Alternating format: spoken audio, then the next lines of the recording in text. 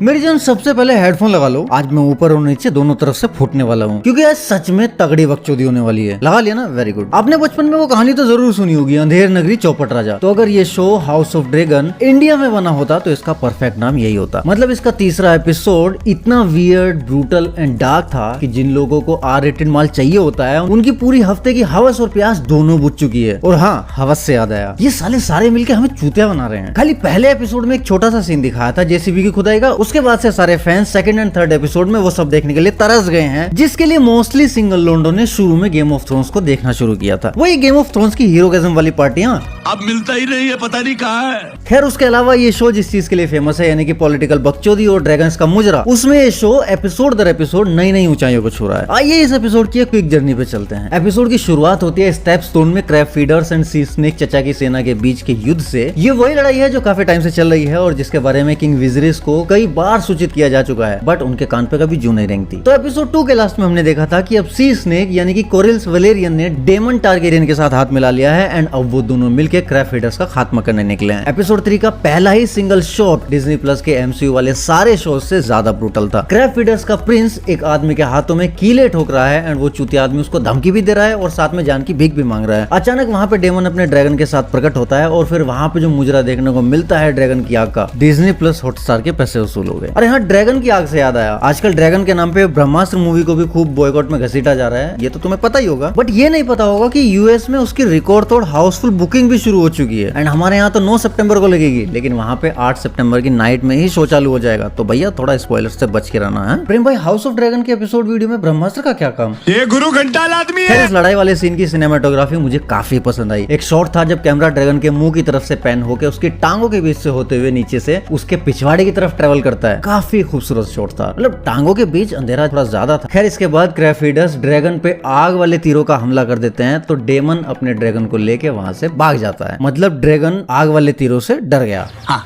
कोई सेंस है इस बात की?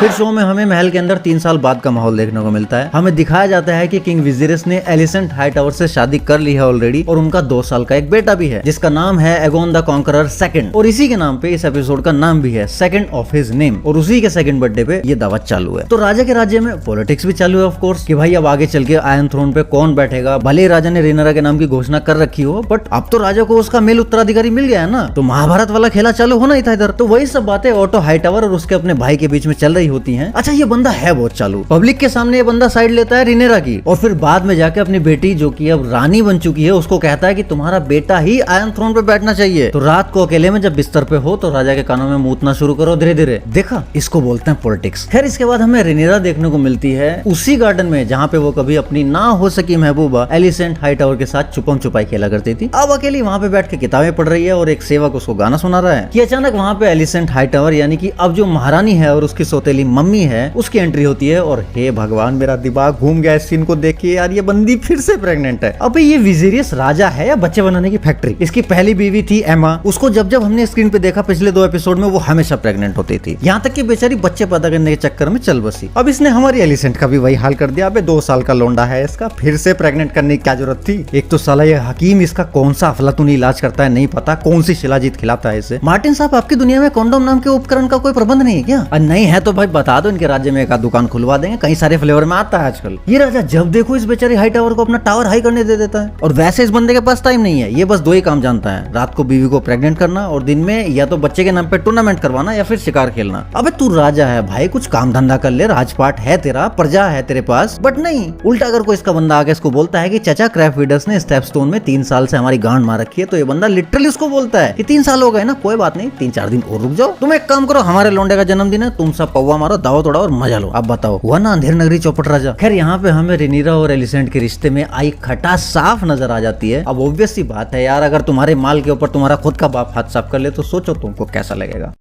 ये क्या बात करता है यार? खैर, एगोन के जन्मदिन की खुशी में पूरा खानदान किंगसूड के जंगलों में शिकार करने जाता है। इधर आके भी ये सब लोग पौवा पार्टी कर रहे हैं, लेकिन असली मजा यहाँ नहीं है, मजा है औरतों की इस पंचायत में। और इतिहास गवाह है, जहाँ 4 औरतें इकट्ठा होती है वहाँ कुछ न कुछ कांड जरूर होता है। यहाँ इसी बात को लेकर बकचोदी चल रही थी कि सी स्नेक ने जो डीमन के साथ हाथ मिला के क्रैब फीडर्स की गांड में उंगली करी है, उससे उनके राज्य पे खतरा और ज्यादा बढ़ गया है। और कुछ लोग बीइंग अ फ्यूचर के उत्तराधिकारी रिनेरा के ऊपर भी सवाल उठा रहे हैं। तो रिनेरा कहती है कि राज्य को कोई खतरा नहीं है, तो ये चाची कहती है तुम खतरे की बात कर रही हो, राज्य अब युद्ध के कगार पे है। अब यहाँ पे रिनेरा ने जो डायलॉग पिलाया है चाची को, कसम से दिल जीत लिया। आजकल ट्विटर पे जो बकचोदी चल रही है ना, उनको जरूर ये डायलॉग सुनना चाहिए, खासकर ब्रह्मास्त्र बॉयकॉट विदाउट लॉजिक वाले गैंग को। विद लॉजिक वाले की बात नहीं कर रहा हूँ। रिनेरा इस चाची से कहती है कि ठीक है, मान लिया हमारा राज्य युद्ध के कगार पे है, लेकिन आप ये बताइए आपने अब तक क्या उखाड़ लिया? आपने अपनी जिंदगी में राज्य की कितनी सेवा कर ली है? क्या किया उसके लिए? खाली पंचायत में बैठ के बकचोदी करने और केक खाने के अलावा? नहीं, मैं कुछ नहीं बोल रहा हूँ, जो भी बोल रही है रिनेरा बोल रही है। हाँ, इसके बाद होते हैं हमें इस पूरे खेला के सबसे हरामी घराने के हरामी मानुष यानी कि लेनिस्टर खानदान के वारिस के दर्शन। ये है जेसन लेनिस्टर। ये लेनिस्टर साले शुरू से ही आयरन थ्रोन को टेढ़े तरीके से हथियाने की फिराक में रहते हैं। खुद उस पे बैठे ना बैठे, बट उस पे बैठने वाले को जरूर अपनी गोद में बिठाने को तैयार रहते हैं। ये यहाँ पे रिनेरा को अपने यहाँ की देसी दारू पिला के और अपनी कासली रोग की भव्यता के सपने दिखा के पटाने की कोशिश कर रहा है। और मजे की बात यह है कि इसके लिए इसको अपने महाराज ने बोला था ताकि टारगेरियंस को लेनिस्टर्स का साथ मिल सके। पॉलिटिक्स। और इस बात को लेके भरी सभा में रिनेरा की अपने बाप से लड़ाई हो जाती है एंड वो घोड़ा लेके जंगल की तरफ निकल जाती है। और टूर्नामेंट में डेमन को हराने वाला सर क्रिस्टन, जो कि अब किंग्स गार्ड में है, वो भी उसके पीछे निकल जाता है। बाकी यहाँ किसी को कोई मतलब नहीं है, सब पवा पी के मस्त है। राजकुमार जय मस्त काली नहीं।